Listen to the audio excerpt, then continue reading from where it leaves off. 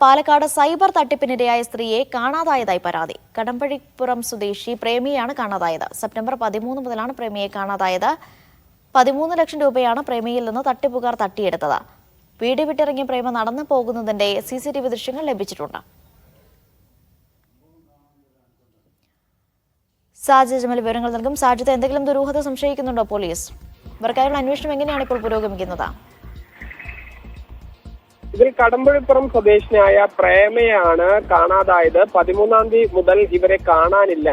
സാമൂഹ്യ മാധ്യമങ്ങളുമായി പരിചയപ്പെട്ട ഒരാൾ ഈ സമ്മാനം ലഭിച്ചു എന്ന് പറഞ്ഞ് 11 ലക്ഷം രൂപ ഇവരിൽ നിന്ന് തട്ടിയെടുത്തിരുന്നു. 15 കോടി രൂപ സമ്മാനം ലഭിച്ചു എന്ന് വിശ്വസിപ്പിച്ച് ഇത് ലഭിക്കുന്നതിന് വേണ്ടിയുള്ള നടപടിക്രമങ്ങളുടെ ഭാഗമായി ഒരു 11 ലക്ഷം രൂപ നൽകണമെന്നായിരുന്നു പറഞ്ഞത്. ഇത് വിശ്വസിച്ചവർ പണം നൽകി. പിന്നീട് ഇവർ 13-ാം തീയതി അർദ്ധരാത്രിയോടുകൂടി വീട് വിട്ടിറങ്ങിയ ദൃശ്യങ്ങൾ, CCTV ദൃശ്യങ്ങൾ പോലീസിന് ലഭിച്ചിട്ടുണ്ട്.